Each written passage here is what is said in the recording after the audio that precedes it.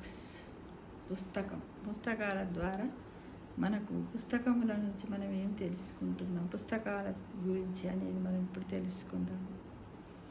చాలామంది చెప్పారు, ముఖ్యంగా బిఆర్ అంబేద్కర్ పుస్తకాలు మనోమాలిన్యాలను తొలగించే దీపాలని చెప్పాడు. జీవితానికి పునాదులు వారధులుగా పుస్తకాలే అన్నారు కదా. ఇంకా ప్రముఖ రచయిత బేకన్ చెప్పినట్లు కొన్ని పుస్తకాలు రుచి చూడాలి, కొన్ని మింగేయాలి, కొన్ని నమిలి జీర్ణించుకోవాలి. థామస్ పెయిన్ రాసిన రైట్స్ ఆఫ్ మెన్ పుస్తకము చదివి నమిలి జీర్ణించుకోవడం ద్వారానే జ్యోతిరావు పూలే మన దేశంలో ఉన్న కుల మత లింగ అసమానతను ప్రారదోలడానికి ఉక్కు పిడికిలు బిగించాడు. గురిజాడ అప్పారావు రాసిన కన్యాశుల్కము చదవడం ద్వారానే ఆ రోజుల్లో బాల్య వివాహాలు కూడా అరికట్టగలిగారు.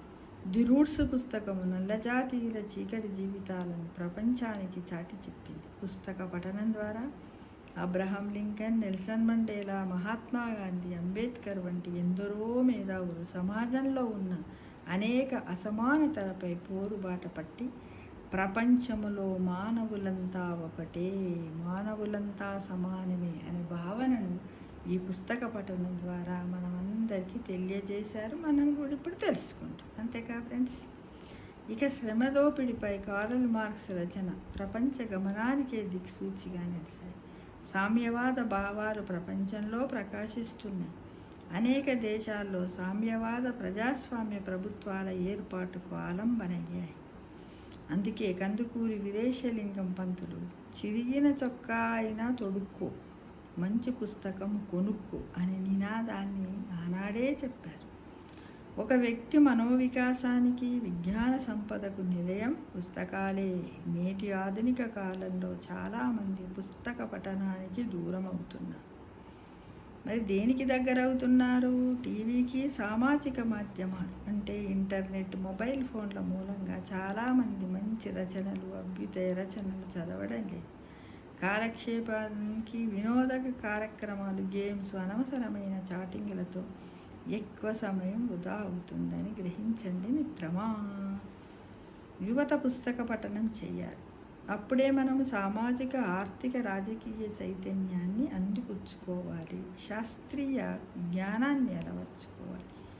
ఏమిటి, ఎందుకు, ఎలా అనే ప్రశ్నలు వేసుకోవాలి. దేశ రాష్ట్ర పాలనా విధానాల పట్ల అవగాహన పెంచుకోవాలి. ప్రపంచ పరిణామాలను అర్థం చేసుకోవాలి. దేశానికి స్వాతంత్ర్యం వచ్చి 75 సంవత్సరాలు అవుతున్నా అందరికీ చదువు అవకాశాలు అందని ద్రాక్షగాని ఎందుకు ఉన్నాయో యోచించాలి. ఇలాంటి సమయంలో మదురై నగరంలో అతిపెద్ద గ్రంథాలయ నిర్మాణానికి తమిళనాడు ప్రభుత్వం కూడా శ్రీకారం చుట్టడం మనందరికీ ఆనందదాయకం. పుస్తక పఠనం ద్వారా మానసిక ఒత్తిడి తగ్గుతుంది, నూతన ఆలోచనలు కలుగుతాయి, నూతన ఆవిష్కరణలు కూడా కలుగుతాయి. శాస్త్రీయ జ్ఞానాన్ని కూడా కలిగి మూఢనమ్మకాలు, ఆచారాలన్నింటినీ, విశ్వాసాలను కూడా, దురాచారాలను కూడా అంతరింపజేస్తాయి. మనము పుస్తకం చదివితే మనలోని అజ్ఞానాన్ని ఒక మొట్టికాయ వేసి మేలుకొలిపే విధంగా ఉండాలని, గడ్డకట్టిన సముద్రాన్ని గొడ్డలితో పగలగొట్టే విధంగా ఉండాలని ప్రముఖ రచయిత కాఫ్కా చెప్పిన మాటలు గమనంలో ఉంచుకోవాలి మిత్రమా. ప్రస్తుతం గుడులు, గోపురాలు, ఆశ్రమాలు, విగ్రహాల నిర్మాణానికి శ్రీకారం చుడుతున్నారు. కానీ విజ్ఞానం పెంచే గ్రంథాలయాల నిర్మాణానికి అక్కడక్కడ కొంతమంది ముందంజలో ఉండి వారికి ఆర్థిక సాయం చేస్తున్నారు. ప్రతి పాఠశాలకు, కళాశాలకు గ్రంథాలయాలు, పుస్తకాలు ఏర్పాటు చేయాలి. నిధులు కూడా మంజూరు చేయాలి. ఇక శాస్త్ర సాంకేతిక పరిజ్ఞానము, నైపుణ్యాలను పెరుగుపరిచే అంశాలు ప్రవేశపెట్టడానికి ప్రభుత్వాలు ముందుకు రావాలి.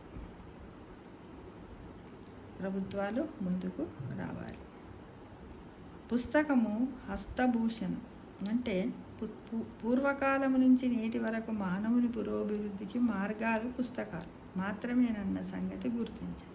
పుస్తకం హస్తభూషణం మాత్రమే కాదు, శరీరానికి రక్త ప్రసరణ ఎంత అవసరమో సమాజానికి పుస్తక పఠనం కూడా అంత అవసరమని గ్రహించడమే ఈ ప్రపంచ పుస్తక దినోత్సవ పరమార్థమని మనం ప్రతి ఒక్కరం కూడా గ్రహించి అందరికీ మనం ఏం చెయ్యాలి, చదవాలి. ఈ పుస్తక పఠనం రోజొక గంట సేపు, ఏ వయసులతో ప్రమేయం లేకుండా ప్రతి ఒక్కరూ చదవాలని మనం అందరినీ సమాజంలో చదువుకున్న వాళ్ళమైనా చదువుకోని వాళ్ళమైనా పెద్ద మనుషులు ఎవరన్నా ఉన్నా కూడా, ఎందుకంటే మనకు దేవుని ఉంటాయి కదా నామస్తోత్రాలు కానీ, పేపర్ కానీ, కథలు కానీ, చందమామ, బొమ్మరిల్లు, ఇలా రకరకాలైనటువంటి పుస్తకాలు, కథల పుస్తకాలు కూడా చదవాలని పిల్లల నుంచి పెద్దల వరకు ప్రోత్సహించే బాధ్యత సమాజంలో ఉన్నటువంటి ప్రతి పౌరుని పైన ఉన్నదని గ్రహించండి మిత్రమా. ఈ రోజు నుండే ఈ వీడియో చూసిన తర్వాత మీరందరూ కూడా